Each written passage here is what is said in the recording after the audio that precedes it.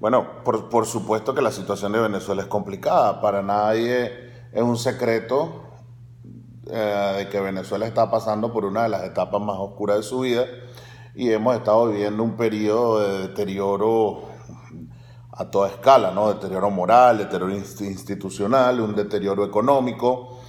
Uh, pero no solamente el problema ya es en Venezuela, y esto es un problema ya que trascendió la frontera y podemos ya realmente y efectivamente nosotros podemos estar hablando de que es un problema continental, ¿no? Es un problema netamente suramericano o pudiésemos extenderlo al centro y el norte, así que podríamos estar hablando de un problema americano, ¿no?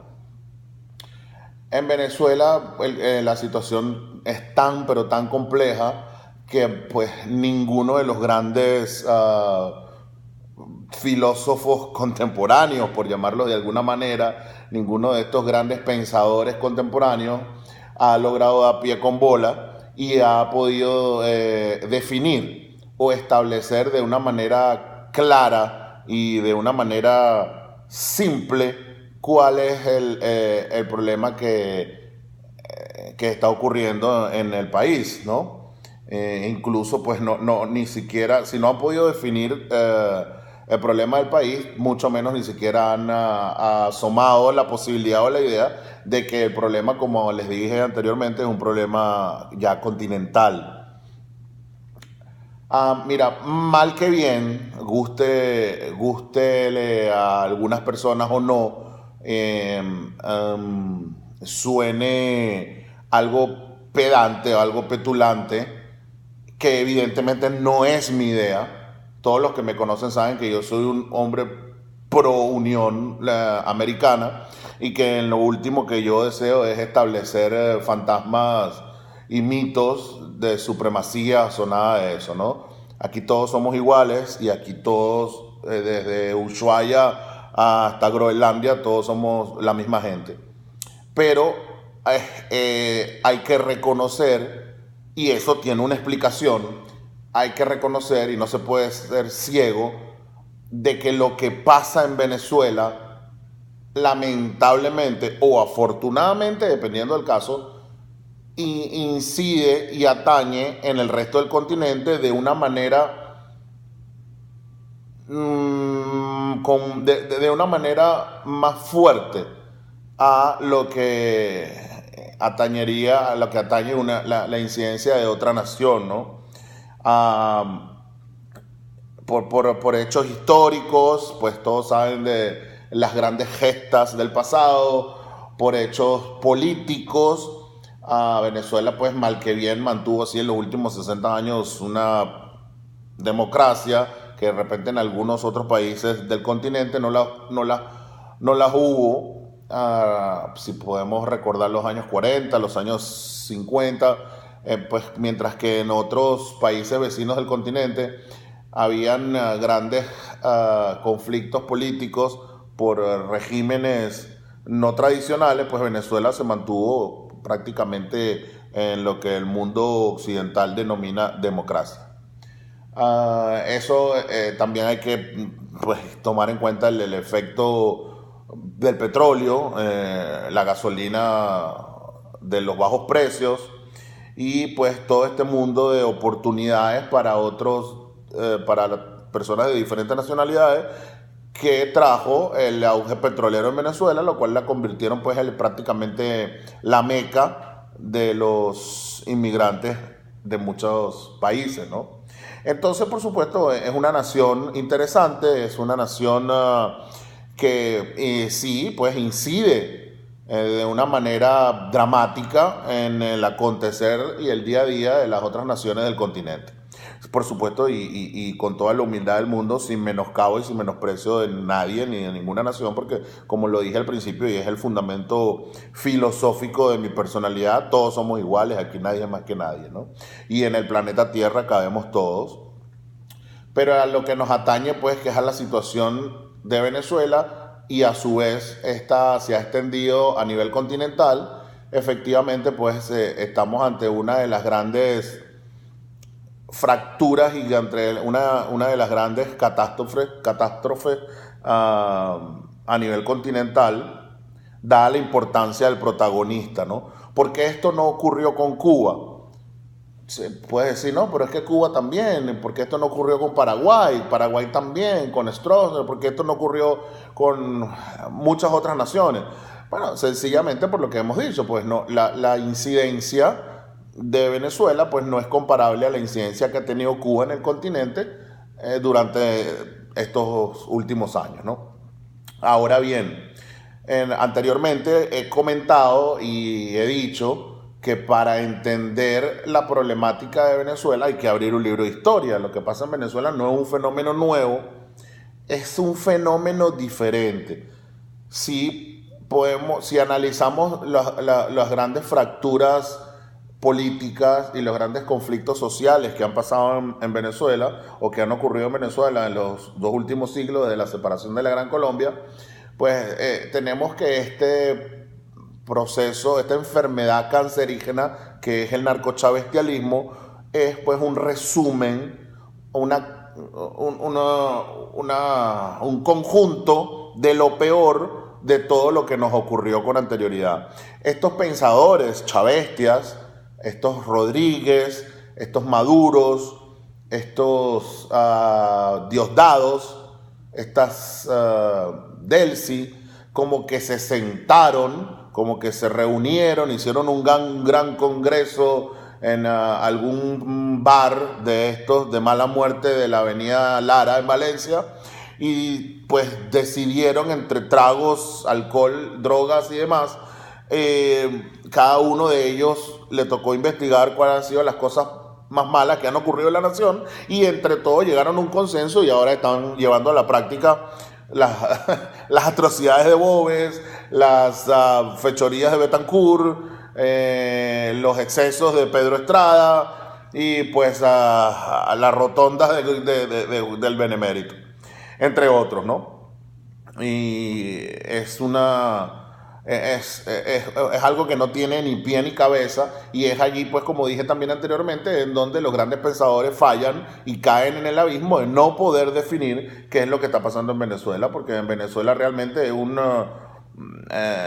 es el crimen organizado el que detenta el poder, no es un régimen normal, no es una dictadura como tal, no es comunismo per se, mucho menos capitalismo, sino que es una mezcla de todo lo malo que se conoce pues a través de la historia de nuestra nación. Hay diferentes bandas, hay unas 5 o 6 bandas que detentan el poder, entre ellos no se agreden, hubo como un gran congreso del mal. Después que murió el mico mandante, este degenerado y personaje nefasto de Chávez, pues el crimen organizado, pues en su gran asamblea y en su gran congreso tomaron la decisión de no agredirse los unos contra los otros. Tarek, que es el líder del cartel de los terroristas, que controla las facciones terroristas dentro del país, el Medio Oriente, los fundamentalistas, ISIS, talibanes. Diosdado, que es el líder del cartel de los soles, que controla el narcotráfico. Rodríguez Araque, que controla la guerrilla colombiana en Venezuela. Maduro, que controla el cartel más comunista, el cartel cubano. ¿Quién otro me queda por fuera? El Diego Arias moderno, el Diego Arias contemporáneo, Freddy Bernal, que controla, es como el ministro de Relaciones Interiores del mal.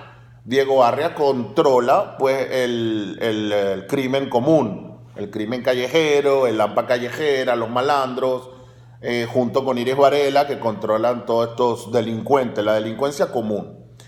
En fin, todos estos individuos llegaron a su congreso y pues entre ellos pactaron con sangre que se van a defender los unos a los otros y que entre ellos no se van a agredir, y esta es una gran tragedia.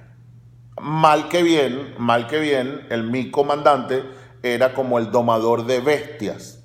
Mira, hay gente que se tomó a la ligera unas palabras de Diosdado Cabello hace unos años. Diosdado Cabello dijo algo clave para entender lo que yo ahora les estoy contando. Diosdado Cabello en uno de sus programas, eso lo pueden buscar por internet, supongo que está por ahí en alguna de estas redes sociales. Diosdado Cabello dijo algo, palabras más, palabras menos, algo así como: denle gracias a Dios que Chávez no muera, porque cuando el comandante muera, ustedes no saben lo que les espera. Chávez es un muro de contención entre las locuras nuestras y los demás. Ese muro de contención, recen para que no se muera. Eso es lo que dijo Diosdado, y pues con toda la razón. Y ahora, años después de la muerte del mi comandante, esas palabras son totalmente lapidarias y esas palabras son reales. Esa amenaza clara y contundente del criminal Cabello está en la práctica hoy en día. Chávez muere, el crimen, el muro de contención cae, y pues ahora el crimen organizado con sus diferentes cabezas, porque es multicéfalo, es el que está azotando no solo a la nación, sino la región. Como bien dije, pues mal que bien Chávez controlaba a las bestias. No sé exactamente el grado de control que tenía, ojo, porque una cosa es que las haya controlado de hecho, pero no de facto. Entonces, hay evidencia de que muchos de estos sinvergüenzas sí lograron actuar a escondidas de Chávez o con el consentimiento de Chávez, quién sabe por qué, y ya delinquían desde entonces, ¿no? De una manera descarada. Ahora bien, este crimen organizado está causando grandes calamidades a la sociedad venezolana, que no necesitamos enumerarla, porque con la diáspora que nosotros vemos a diario es más que suficiente, ¿no? Ahora, otra cosa que la gente no tiene muy claro es la incidencia. Cuando yo digo la incidencia del narcochavestialismo en el continente, y la gente dice, bueno, este loco, ¿de dónde saca semejante barbaridad? Pero es cierto, la incidencia del narcochavestialismo en el continente empieza por la FARC. No es secreto de que Rodrigo Granda era, no sé si todavía sigue siéndolo, pero era vecino de Hugo Chávez en una de sus grandes fincas en el estado Barinas. Y no es secreto para nadie que los grandes personeros del crimen organizado y del terrorismo en Colombia son grandes amigos y se la pasan en Venezuela como Pedro por su casa, ¿no? Todo esto es el cantante, el Tinto Jojoy, todos ellos junto con el sinvergüenza de Rodríguez Araque tenían pues una comitiva cuando los perseguían. Cuando el gran Uribe les daba algún golpe, inmediatamente pasaban la frontera, se refugiaban aquí y luego regresaban. Delinquían a ambos lados de la frontera con todo el apoyo del crimen organizado en Venezuela. ¿De dónde saca la FARC? ¿De dónde ha sacado la FARC su armamento? Los FAL, las municiones de Venezuela. Esto es, no hay así que buscar en otro lado. Todo el armamento que en los últimos años ha utilizado la FARC es armamento que fue cedido bajo el auspicio del mi comandante a través de Rodríguez Araque y otros criminales más que se encuentran en el gobierno, o que se encuentran en la pandilla, ¿no? Nosotros no podemos hablar de gobierno.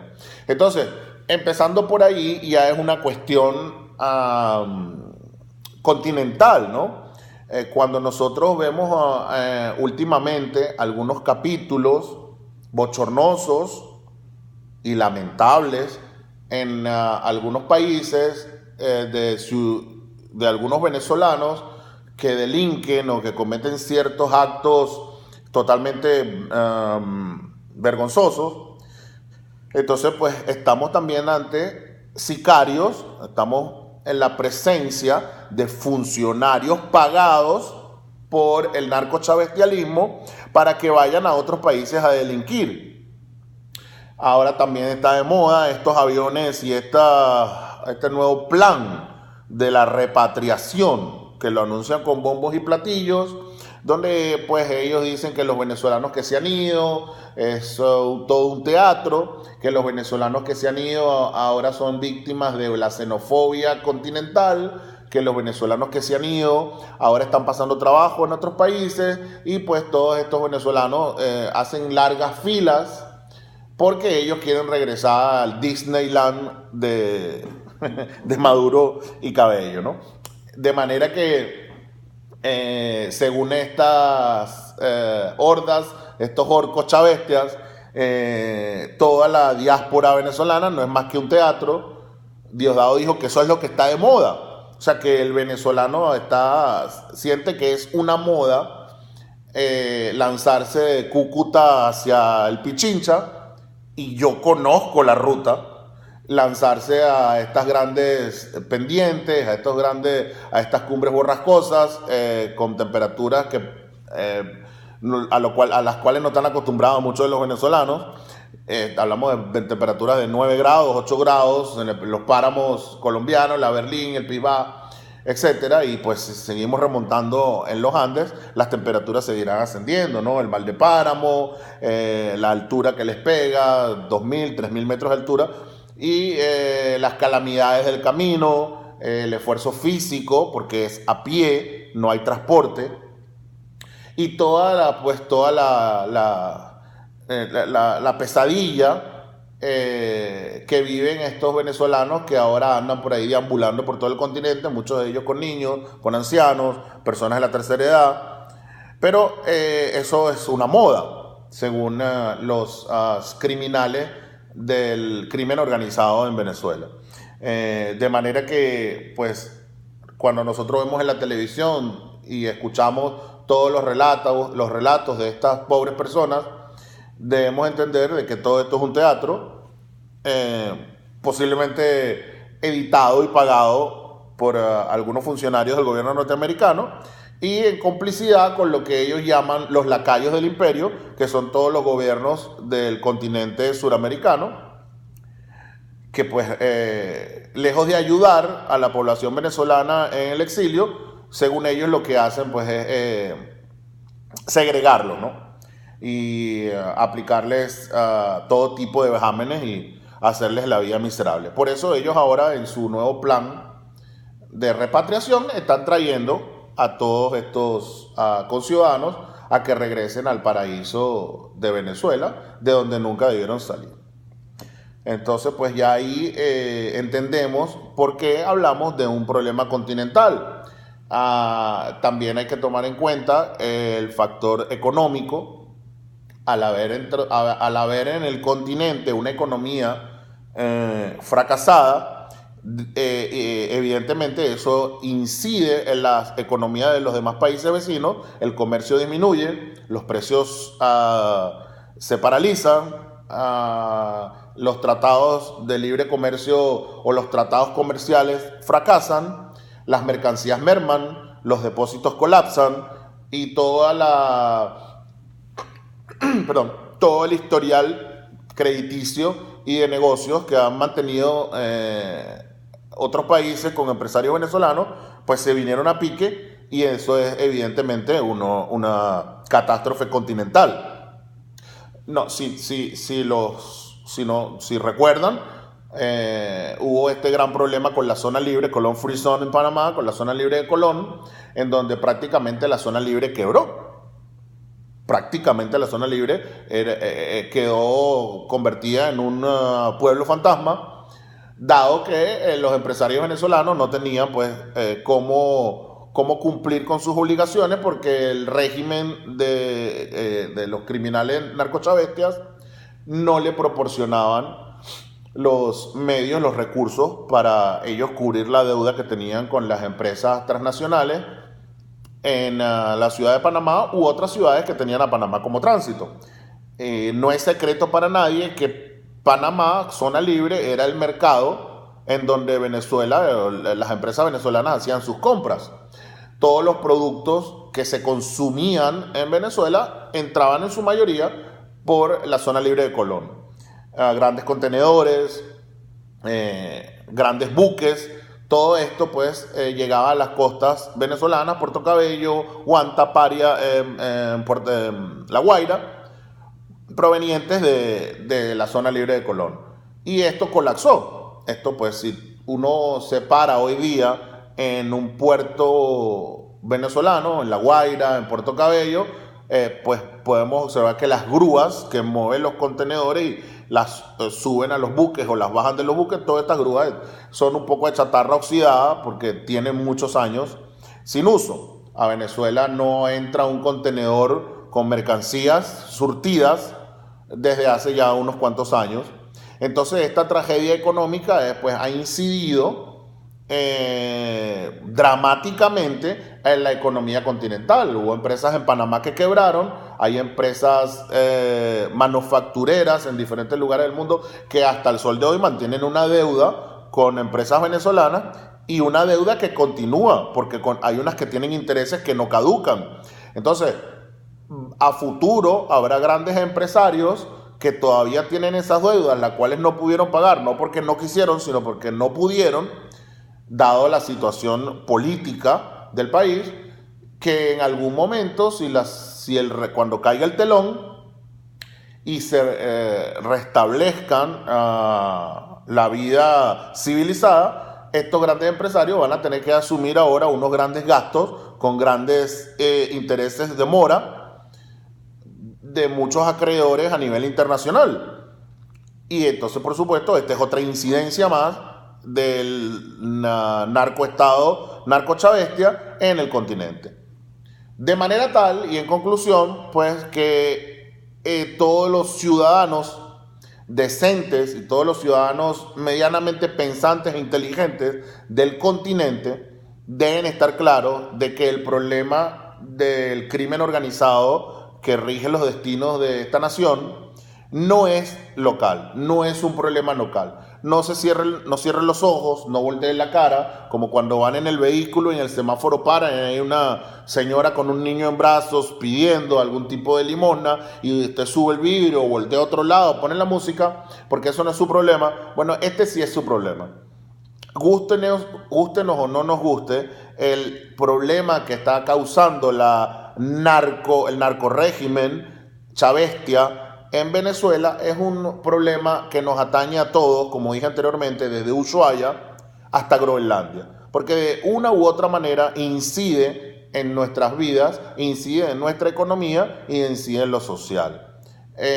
Una economía, por ejemplo, como la ecuatoriana, donde sus planificadores económicos y donde sus presupuestos económicos anuales o quinquenales o como ellos quieran establecerlos o como ellos lo establecen, sus grandes administradores y sus grandes financistas y su gobierno tienen su planificación basada en una rata de cantidad de personas con las cuales interactúan anualmente, ¿no? O quinquenalmente. Normalmente los planes y los programas son así. Pues, ¿qué pasa cuando tú tienes una programación de tantas toneladas, de tantos metros cúbicos, de tantos litros, de tantos galones, de tantas medicinas, de tantas infraestructuras, de tanta educación y de tanta salud para cierto número de habitantes, y de la noche a la mañana te llega 500.000 de personas que tú no contabas con ellos? Tú estás en tu casa y haces un supermercado y sirves la mesa para tu hija, para tu hijo, para tu esposa, tu abuelita, y tú gastas así unos $350, y cuando sirves la mesa tocas la puerta y te vienen así todos los sobrinos, todos los primos, y te llenan la casa 40 personas. Tú hiciste cena para 5, no hiciste cena para 40. Entonces, ¿qué haces? Bueno, entonces este problema de la diáspora venezolana es un problema que atañe a todo el continente.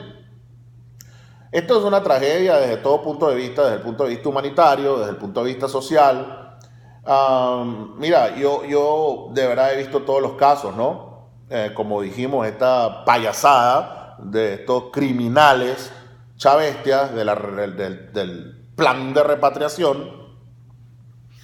No es más que ciudadanos infiltrados, bueno, esto no se pueden llamar ciudadanos, no es más que criminales que son pagados por el régimen, que van a otros países, cometen fechorías, hacen que los expulsen y pues ellos los traen en estos aviones, ¿no? Aunque hay de todo, ¿no? No nos engañemos, tampoco nos engañemos, porque los venezolanos todos no somos santos, así como los colombianos no todos somos santos, y los argentinos no todos somos santos, y los marcianos tampoco todos son santos.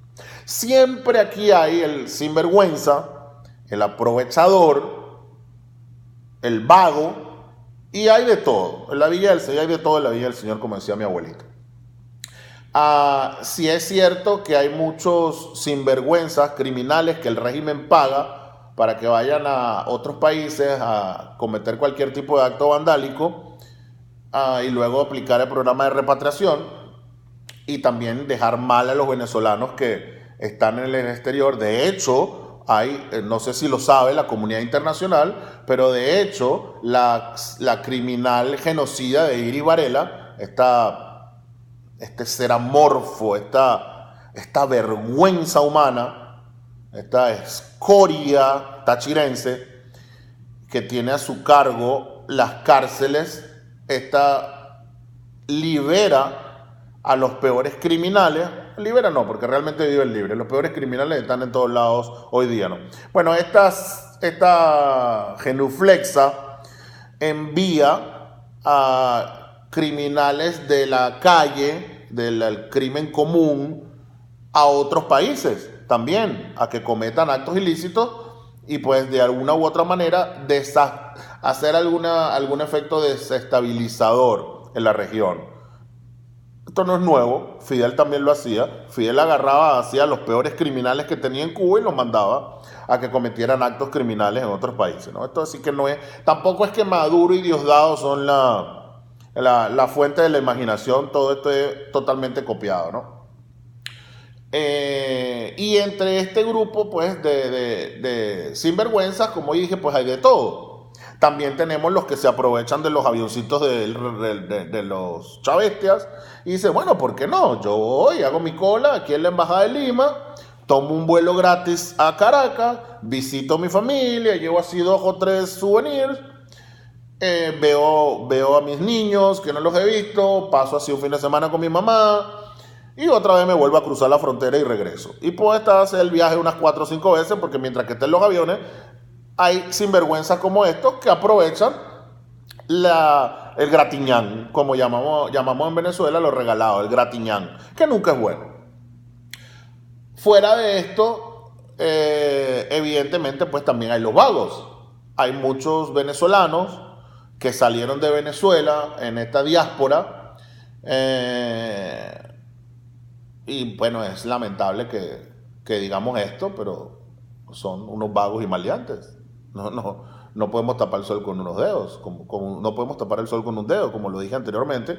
En todos los países hay ciudadanos de todo tipo, ¿no? Y en Venezuela abundan los vagos y maleantes, empezando por los que están los que ocupan el poder.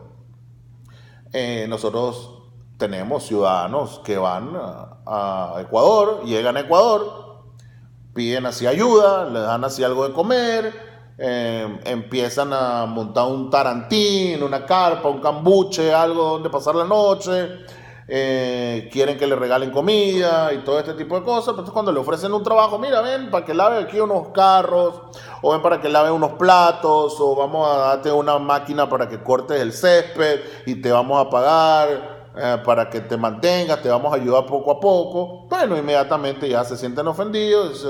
Yo soy así, yo no merezco eso, yo vine aquí para que me ayuden porque yo soy un refugiado y realmente yo no vine aquí a pedir limosna y ustedes me están ofendiendo ofreciéndome trabajo. Así que yo me regreso. Y entonces regresan a Venezuela y dicen, no, porque me trataron mal, porque los ecuatorianos me ofendieron, porque hay xenofobia. Pero señor, si usted es un vago y maleante, usted fue al Ecuador o al Perú o a Chile buscando que le regalaran todo, cuando le ofrecieron trabajo no quiso trabajar, ¿por qué? Porque usted es un sinvergüenza, porque usted está acostumbrado a lo que lo acostumbró el narcochavestialismo, que le dan una bolsita con un pan duro y con un vaso de leche y con unos frijoles refritos, y entonces usted vive con eso. Y sabe que está en su casa tranquilo sin trabajar porque mañana le va a tocar la puerta a un funcionario del régimen, le va a regalar una bolsa de comida a cambio de su sumisión y a cambio de su voluntad. Eso es lo que usted está acostumbrado. por supuesto, cuando van a otro país que se encuentran con que hay que trabajar de verdad, y no 5 horas, como muchos sinvergüenza trabajan en Venezuela, que se trabaja en otros países, en los países civilizados, mucha gente tiene 2 y hasta 3 trabajos. Gente que trabaja 30 horas, gente que trabaja, no descansa, trabajan, del día tiene 24 y ellos trabajan 60 horas. Las multiplican las horas, como Jorge Rodríguez, que vende 800, trabaja 800 horas, ¿no? Y vende pizza. Bueno, hay así también. Hay gente que es como Jorge Rodríguez, que trabaja 800 horas, ¿no? De manera que estos sinvergüenzas, entonces son los que van de regreso o salen por las redes sociales diciendo que los trataron mal, que los ecuatorianos son malos, que los peruanos son xenófobos. Y resulta que nada de esto es cierto. Resulta que ellos son unos vagos que van a otros países buscando, mendigando que les regalen, que les den, que les hagan la vida fácil. Y como se dan cuenta, pues que la vida no es fácil, solamente la Narnia chavestia, entonces pues se regresan. Y siguen pues siendo los esclavos que conocemos. Los esclavos del régimen, las meretrices del régimen. Y en este mismo grupo, pues evidentemente siempre hay los xenófobos, en la realidad, pues los de verdad, siempre los hay. Hay suramericanos mezquinos, probablemente iletrados, que no comprenden que sí hay ciudadanos buenos y ciudadanos malos en todos los países y que no pueden meter en un solo saco a todos por culpa de unos pocos, ¿no? Porque si hay algo que ha caracterizado a los venezolanos a través de la historia es que en su mayoría son trabajadores, son emprendedores, son inteligentes y son personas de bien. Eso no se puede discutir, eso no se puede negar, con todo y que tengan dentro de su población un porcentaje de sinvergüenzas. Pero sí, como todo, pues hay xenófobos. Yo he escuchado así a algunos colombianos que me duelen el alma porque son mis paisanos, son mis conciudadanos, escuchándolo decir, no, Venezuela que se vaya a mí no me importa lo que pasa en Venezuela, porque los venezolanos, porque... Señor, el colombiano que se exprese así no conoce su historia. El colombiano que hable mal de Ecuador o de Venezuela no lee. No sabe qué fue Cúcuta, no sabe qué fue el Congreso Admirable, no sabe la Constitución de 1821. Desconoce absolutamente el camino que une Boyacá con Carabobo. Yo puedo entender que un ecuatoriano me diga que los franceses X o Y. Puedo entender que un colombiano me diga que los rusos X o Y. Puedo entender que un venezolano diga que los canadienses X o Y. Pero yo jamás comprenderé a un ecuatoriano, a un colombiano o a un venezolano que se pelee entre ellos o que se tiren entre ellos. Porque nosotros en algún momento fuimos una sola nación. Y nuestro grave error fue habernos disuelto, claro, por intereses mezquinos, mucha literatura y muchos cuentos de pasillo hablan que por intereses, que por intrigas de potencias emergentes para el momento, también hubo incidencia, ¿no?, sobre algunos hombres débiles de nuestra gran Colombia, y pues los indujeron, los sedujeron para que se peleasen entre sí. Divide y vencerás, como dijo el chino. Pero son cosas que 200 años después no creo que valga la pena ni siquiera traer a colación, ¿no? Porque si eso ocurrió 200 años después, ¿qué ha pasado entre nosotros que no ha habido? En 200 años no puede ser que no haya habido un colombiano, un ecuatoriano, un venezolano que se quieran volver a unir. Y si ha de ser así, pues entonces es que merecemos seguir desunidos. Yo a veces me pongo a pensar qué hubiese pasado hace 200 años si un californiano o una neoyorquino se hubiesen peleado entre ellos, ¿no? ¿Qué hubiese pasado con la unión? de los Estados Unidos de Norteamérica, si entre ellos se hubiesen tirado los unos a los otros, si el de New Hampshire se peleó con el de Vermont, si el de Vermont se peleaba con el de Carolina del Norte, el de Carolina del Norte odiaba el de Kentucky, el de Kentucky decía que el de Luisiana era negro, el de Luisiana decía que él no quería nada con la gente de Nebraska. Y si hubiesen enemistado y si hubiesen peleado y se echan la culpa los unos a los otros y se hubiesen separado, pues hoy en día hubiesen 50 estados. No hubiese sido una nación de 50 estados, sino que hubiesen sido 50 estados miserables, como lo somos nosotros, que en vez de ser una nación, la Gran Colombia, capital Bogotá, hoy en día somos 4 estados miserables, uno peor que el otro. De manera que, mis queridos amigos, hoy conversamos pues un poco en general de la situación en el continente a raíz de los sucesos que están pasando en la Venezuela narcochavestia, ¿no? Hay gente de todo, hay gente buena y gente mala, hay gente de todos tipos en el continente, pero efectivamente el proceso de deterioro y de degeneración que está ocurriendo en la Venezuela del norte del continente suramericano está incidiendo de una u otra forma en el resto de los países del continente.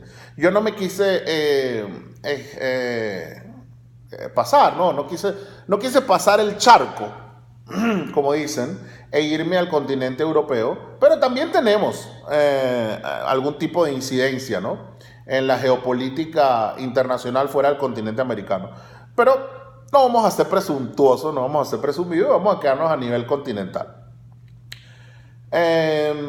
Pienso que cada uno de nosotros en este continente tiene que tomar conciencia de verdad, seriamente, y aportar de una u otra manera, aportar algo para tratar de ayudar y solucionar esta crisis que, si no la solucionamos, nos va a llevar al abismo a todos.